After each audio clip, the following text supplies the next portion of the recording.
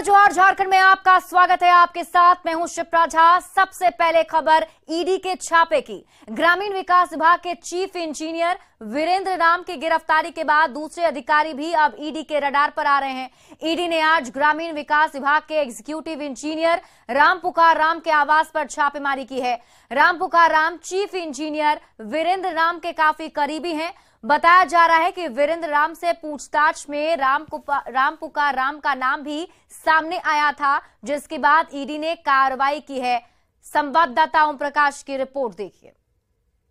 ग्रामीण विकास विभाग के कार्यपालक अभियंता राम पुकार राम के घर पर आज ईडी की दबिश देखने को मिल रही है। फिलहाल ईडी की टीम इसी जो अपार्टमेंट है, द्वारिकेश अपार्टमेंट, यहां पर पहुंची है और इसके चौथे माले पर जो राम पुकार राम का आवास है, 401 नंबर फ्लैट, वहां पर फिलहाल ईडी के द्वारा छापेमारी की जा रही है। ईडी की टीम को फिलहाल बता दें कि कई जानकारियां मिली थी। वीरेंद्र राम जो कि मुख्य अभियंता हैं ग्रामीण विकास विभाग के, उनसे उनकी गिरफ्तारी के बाद और उनसे हुई पूछताछ के आधार पर जो जानकारियां मिली हैं, उसी के आधार पर ईडी के द्वारा ये दबिश जो है आज यहां पर दी जा रही है ग्रामीण विकास विभाग के कार्यपालक अभियंता के आवास पर। और जो जानकारी मिली है कि ये जो वीरेंद्र राम है उनके काफ़ी करीबी बताए जाते हैं और कहीं ना कहीं जो भ्रष्टाचार की जो जानकारियां, चाहे जो अकूत संपत्ति की जानकारियां ईडी को मिली थी, उसमें कहीं ना कहीं इनका भी बहुत बड़ा रोल था और इस भूमिका की ही पड़ताल को लेकर ईडी यहां पर पहुंची है। अब देखना होगा इस पूरे मामले में क्या कुछ जानकारियां यहां पर मिल पाती है और किस तरह ईडी की कार्रवाई जो है वो आगे बढ़ पाती है। रांची से न्यूज़ 18 के लिए ओम प्रकाश।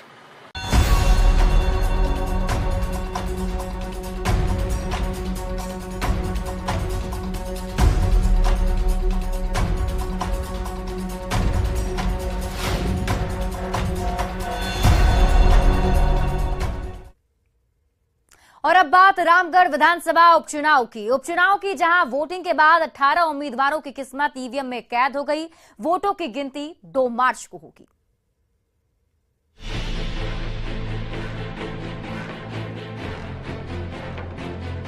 रामगढ़ विधानसभा उपचुनाव के रण में जनता ने अपनी भागीदारी पूरी कर दी है। सुबह से ही मतदान केंद्रों पर वोटर्स का जबरदस्त उत्साह देखने को मिला।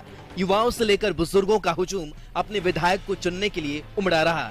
वैसे तो इस मुकाबले में 18 उम्मीदवार मैदान में हैं, लेकिन मुख्य मुकाबला यूपीए के प्रत्याशी बजरंग महतो और एनडीए के प्रत्याशी सुनीता चौधरी के बीच माना जा रहा है। रामगढ़ विधानसभा क्षेत्र के सभी 405 बूथों पर मतदान शांतिपूर्वक पूरा हुआ, जिसमें 244 मतदान केंद्र अति संवेदनशील, 114 संवेदनशील और 47 सामान्य मतदान केंद्र बनाए गए थे। विकास और रोजगार के साथ बुनियादी सुविधा देने जैसे मुद्दों पर मतदाताओं ने वोट किया। फर्स्ट टाइम वोटरों में गजब का उत्साह देखा गया। अच्छा रहा। आशा करती हूँ कि जिसे भी मैं वोट दे रही हूँ अच्छा काम करे, आगे जाके हमारे देश का अच्छा विकास करे। बस इसी उम्मीद से पहली बार जिसे भी दे रही हूँ आशा करती हूँ कि अच्छा काम करे। मैं एक स्टूडेंट हूँ और अभी मुद्दा देखने 3-4 ऐसे मुद्दाएं हैं जो अभी सबको चाहिए। फर्स्ट है एजुकेशन सिस्टम ठीक होना चाहिए, सेकंड में चिकित्सा सेवाएं ठीक होनी चाहिए और थर्ड है सबसे बड़े मुद्दा हो बेरोजगारी। बेरोजगारी अभी पूरी तरह से इतना हो गया है कि सब इधर उधर हो रहा है, वही चाहिए हम लोग बेरोजगारी। और उम्मीद से करते अपने प्रतिनिधि की हम लोग को रोजगारी मिलनी चाहिए। रामगढ़ के चितरपुर प्रखंड के राजवल्लभ हाई स्कूल सांडी में पहुंचकर एनडीए प्रत्याशी सुनीता चौधरी ने अपने पूरे परिवार के साथ मतदान किया। सुनीता चौधरी ने अपने पति चंद्र प्रकाश चौधरी, अपनी सास और बेटी सोनल के साथ वोट डाला। जो आपके साथ हैं अपने अच्छे नेता को चुने और अपना वोट दे। देखिए मतदाता जो हैं काफी जागरूक हैं, खास करके रामगढ़ की जनता। वोट करने आए 94 साल के बुजुर्ग ननकुनाथ चौधरी वोट करने पहुंचे तो बताया कि देश में 1952 में होने वाले पहले आम चुनाव से लेकर अब तक सभी चुनाव में अपना वोट डाल चुके हैं।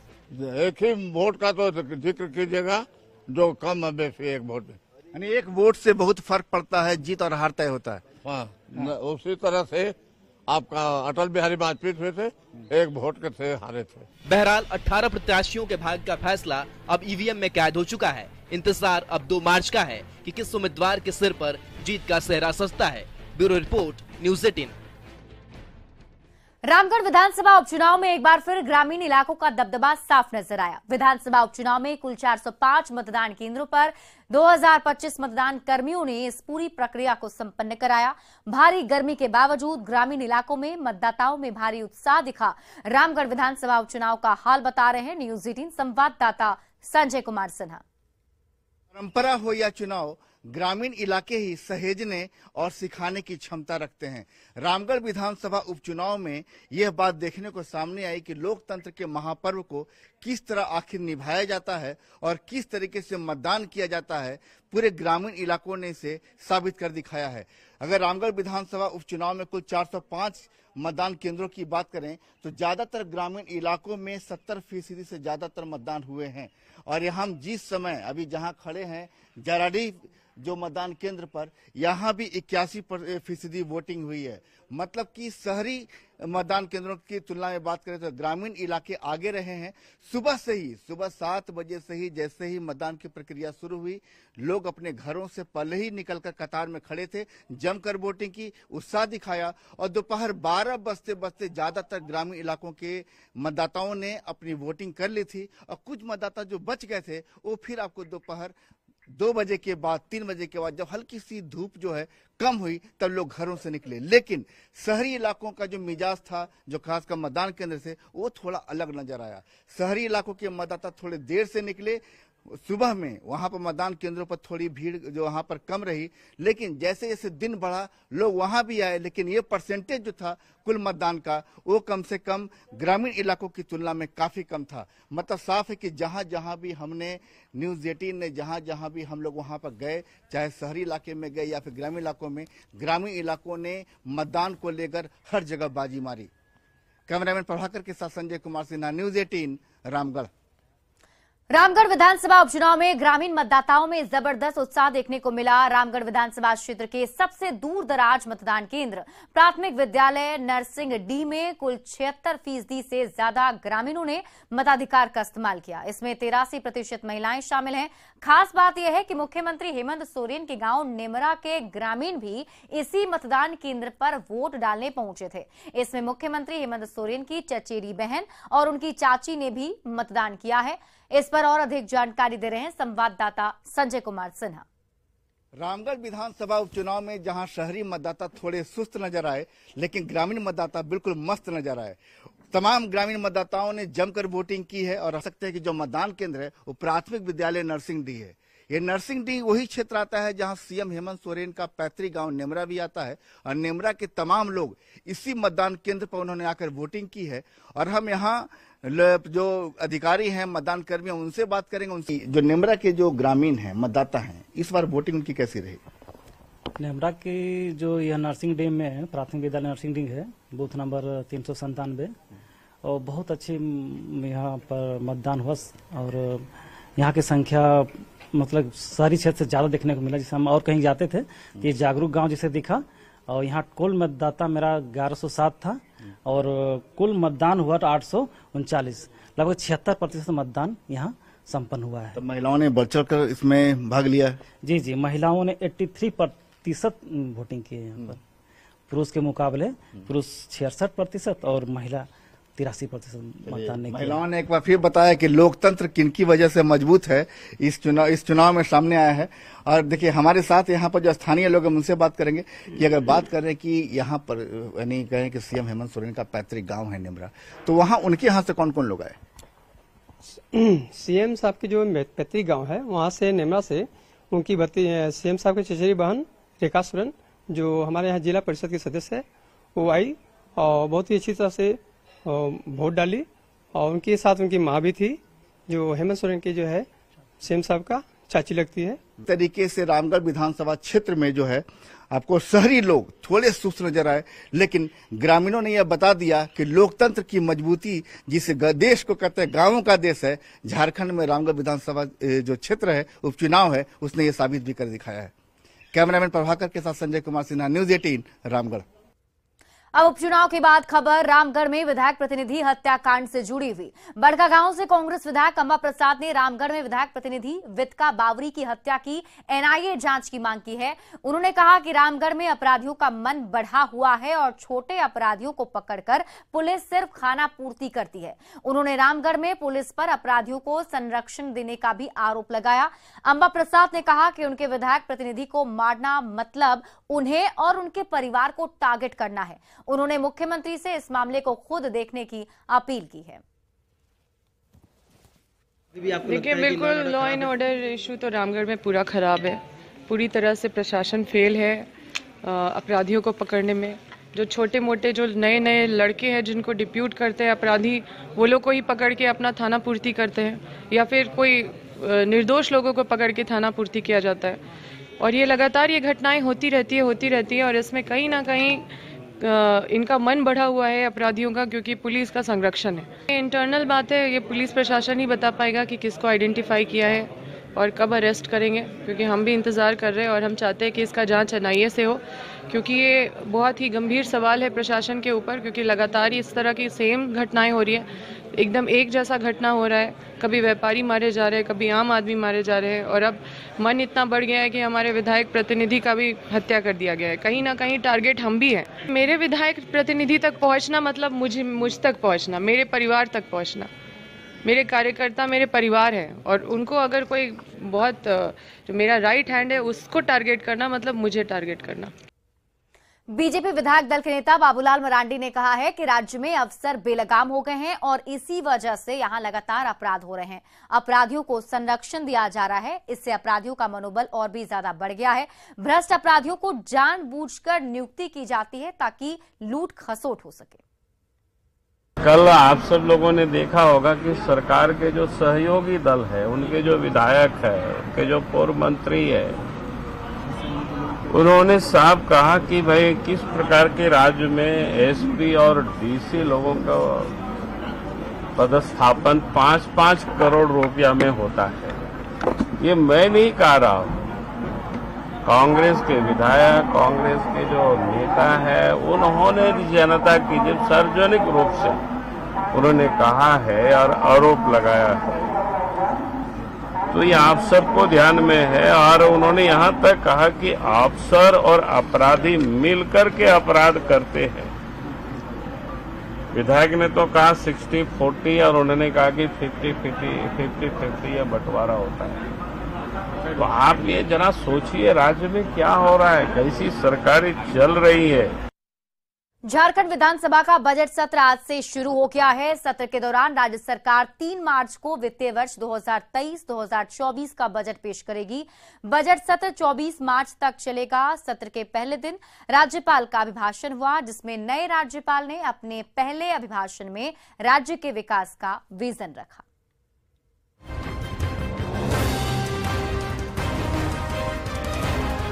झारखंड विधानसभा का बजट सत्र आज से शुरू हो गया है। सत्र के दौरान राज्य सरकार 3 मार्च को वित्तीय वर्ष 2023-24 का बजट पेश करेगी। बजट सत्र 24 मार्च तक चलेगा। सत्र के पहले दिन राज्यपाल का अभिभाषण हुआ, जिसमें नए राज्यपाल ने अपने पहले अभिभाषण में राज्य के विकास का विजन रखा। वहीं दिवंगत हस्तियों को शोक प्रकाश के बाद सत्र के दूसरे दिन अनुपूरक बजट पेश किया जाएगा। 2 मार्च को विधानसभा में आर्थिक सर्वेक्षण पेश किया जाएगा, जिसमें विकास की रफ्तार की जानकारी मिलेगी। सत्र के पहले दिन की कार्यवाही खत्म होने के बाद मुख्यमंत्री हेमंत सोरेन ने कहा कि सरकार योजनाओं के जरिए प्रदेश के आखिरी आदमी तक पहुंच रही है और आज तो सत्र की शुरुआत ही हुई है। अभी से कुछ कहने से उत्सुकता कम हो जाएगी। I hope that in this temple of democracy, all of you will play active role in effectively pressing the issues related to the all-round development of Jharkhand, fulfilling the aspirations of the people. अभी सब दिनों के बारे में आप उत्सुकता खत्म हो जाएगी, बाकी देखिए। वहीं विपक्ष ने अपने तेवर से ये जाहिर कर दिया कि वो सरकार को हर मोर्चे पर घेरेगी। बीजेपी विधायक दल के नेता बाबूलाल मरांडी ने कहा कि राज्य में अफसर बेलगाम हो गए हैं। यही वजह है कि यहाँ लगातार अपराध हो रहे हैं और अपराधियों को संरक्षण मिल रहा है। तो वहीं कांग्रेस के निलंबित विधायक इरफान अंसारी के एक बार फिर बिगड़े बोल सामने आए हैं, जिसमें उन्होंने बीजेपी विधायकों को सदन के अंदर नौटंकी करने पर उठाकर फेंकवा देने की बात कही। सरकार के जो सहयोगी दल है, उनके जो विधायक है, उनके जो पूर्व मंत्री है, उन्होंने साफ कहा कि भाई किस प्रकार के राज्य में एसपी और डीसी लोगों का पदस्थापन 5-5 करोड़ रुपया में होता है। ये मैं नहीं कह रहा हूँ, कांग्रेस के विधायक, कांग्रेस के जो नेता है, उन्होंने जनता की जब सार्वजनिक रूप से उन्होंने कहा है और आरोप लगाया है। भाजपा के विधायकों से मैं कहना चाहता हूँ, जनता की गाड़ी कमाई तो बर्बाद मत करो। बजट सत्र है, अपने सुझाव दीजिए और डिबेट कीजिए और सामने आइए। बेवजह अगर तमाशा बनाइएगा तो इसका मुंहतोड़ हम जवाब देंगे। और यहाँ अगर दोबारा विधानसभा में आके नौटंकी किया तो सब उठा के हम ठुकवा देंगे। ये तो साफ है कि बजट सत्र में विपक्ष कई मुद्दों को उठाकर सरकार को घेरने की कोशिश में जुटेगा, तो वहीं सत्ता पक्ष की ओर से विपक्ष को हर जवाब देने की तैयारी है। लेकिन सार्थक चर्चा के बीच जनता के मुद्दों से पक्ष और विपक्ष ना भटके, ये ज्यादा जरूरी है। रांची से न्यूज़ 18 संवाददाता अविनाश की रिपोर्ट।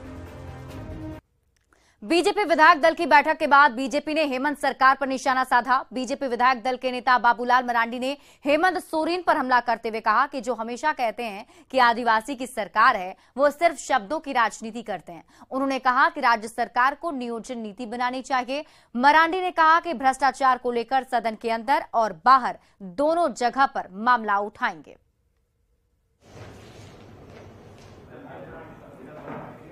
उन सारे मुद्दों को प्रत्येक दिन हम सब लोग सदन के बाहर भी उठाएंगे और सदन के अंदर भी हम लोग उठाएंगे, और हम लोग सदन में हिस्सा लेंगे और अपनी बातों को हम लोग रखेंगे। तो पहला जो मुद्दा है आप सबके संज्ञान में है, वो नियोजन नीति है, स्थानीय नीति है। भाई स्थानीय और नियोजन नीति को लेकर के सरकार, हेमंत सरकार आज से नहीं 2013 से वो राजनीति कर रही है। करण को लेकर झारखंड हाईकोर्ट ने आदेश जारी कर दिया है। जेपीएससी में संविदा पर नियुक्ति कर्मी को नियमित करने का निर्देश दिया गया है। कोर्ट ने पूरी प्रक्रिया को 45 दिनों के अंदर पूरा करने का निर्देश दिया है। सुखविलास उरांव की याचिका पर हाईकोर्ट की खंडपीठ ने यह फैसला सुनाया। आपको बता दें कि 2004 में संविदा पर नियुक्त सुखविलास को 2010 में हटा दिया गया था और बाद में सुखविलास को फिर संविदा पर ही बहाल किया गया था।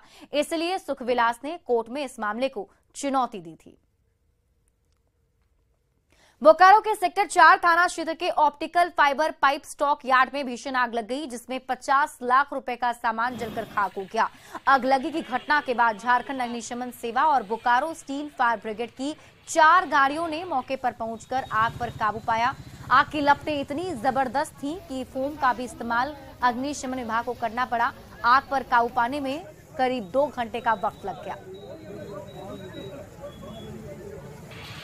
10 लाख से प्लस का नुकसान हुआ है। इसमें अब मेरा सारी गाड़ियां, वेयर हाउस में पूरा इसका पूरा इक्विपमेंट जितना भी था, वेयर हाउस में वायर होता है, डक्ट होता है, ये सारा जल गया एकदम पूरा, और करीब 50 से 1 करोड़ का नुकसान हुआ है। क्या कारण? ये कारण ये है कि बीएसएल का पीछे में जो जमीन जो घर है, उसके बगल में जो कचरा लोग फेंकते हैं, उस कचरे में वो जो सफाई कर्मी है उसने आग लगाया कचरा को एकत्रित करके, और वो जलकर वो जो हवा से वो जल करके मेरे वेयर हाउस के अंदर आ गया। ठीक है, और उसके बाद वो सारा जल गया। वो जमशेदपुर के कदमा बाजार में आज सुबह अचानक आग लगने से 30 से अधिक दुकानें जलकर खाक हो गईं। हालांकि दमकल की कई गाड़ियों ने काफी मशक्कत के बाद आग पर काबू पा लिया, लेकिन उस वक्त तबाही का ऐसा मंजर दिखा कि महज 1 घंटे में ही दर्जनों परिवारों को भारी नुकसान हो गया। किसी को 5 लाख तो किसी को 40 लाख तक का नुकसान हुआ है। दुकानदार कुछ बोल नहीं पा रहे हैं, बस उनकी आंखों से आंसू बह रहे हैं। 3 लाख की दुकान सामान था सर, कैसे दुकान खोलेंगे सर? कुछ भी नहीं रहा सर, कुछ भी नहीं सर, एक भी सामान नहीं। गरीब आदमी कहाँ जाएगा सर? कुछ समझ में नहीं आ रही। हम दुकान खोल के थे तो पीछे साइड से कुछ आवाज किया, फिर उसके बाद में जादेव बोल के एक लड़का है, उसका भी पीछे में दुकान खोल रहा था, बोलता आग लग गया, आग लग गया। हम लोग भी देखे, तब तक बाल्टी में पानी उनी ला के डालने लगे, और डालते डालते तब तक तो देखे इतना तेजी से आग फैलने लगा कि हम लोग को सामान निकालने का भी मौका नहीं मिला, और सब जल के खाक हो गया। हमारा तो भैया पाई कर्जा ही था, लेकिन फिर भी चला रहे थे दुकान, और ऐसा मोमेंट में आग लगा कि हम बुझा भी नहीं पाए। तो 15 से 20 लाख रुपए का मेरा गच्चा बैठ गया। अब मेरे बच्चा लोगों का निवाला खत्म हो गया, घर इसी से चलना था, इसी से सब कुछ होना था। आज कल कम से कम 30 लाख का माल घुसा था, वो भी खत्म हो गया। पूरा देख लीजिए, पूरा एकदम सारा सब कुछ नष्ट हो चुका है। मतलब शॉर्ट सर्किट, जहाँ तक मुझे जानकारी मिली, शॉर्ट सर्किट की वजह से हुई है। और ये दुकान मेरे भाई की है, मतलब अपने घर की दुकान है, पर वही है कि अब देख ही रहे हैं, कुछ भी नहीं बचा है। और इसी बीच रुक करेंगे बड़ी खबर की। बिहार से बड़ी खबर है, जहां विवादों के बाद विकास वैभव का तबादला कर दिया गया है। विकास वैभव को बुलाया गया मुख्यालय। होमगार्ड विभाग के आईजी थे विकास वैभव, फायर सेफ्टी के डीआईजी का भी यहां तबादला किया गया है। तो इस वक्त की बड़ी जानकारी आपको देख रहे हैं, विकास वैभव को मुख्यालय बुलाया गया है। आपको बता दें कि विकास वैभव होमगार्ड विभाग के आईजी थे, फायर सेफ्टी के डीआईजी का भी तबादला किया गया है। डीआईजी विनोद कुमार भी मुख्यालय बुलाए गए हैं। विकास वैभव ने ट्रांसफर की मांग की थी। होमगार्ड और फायर सेफ्टी की डीजी शोभा बनाई गई हैं, और अहोतकर से विवादों के बाद सुर्खियों में आए थे आईजी विकास वैभव, जिसके बाद उन्होंने ट्रांसफर की मांग की थी। और फिलहाल इस बुलेटिन में अभी के लिए बस इतना ही। आप देखते रहिए न्यूज़ 18 बिहार झारखंड।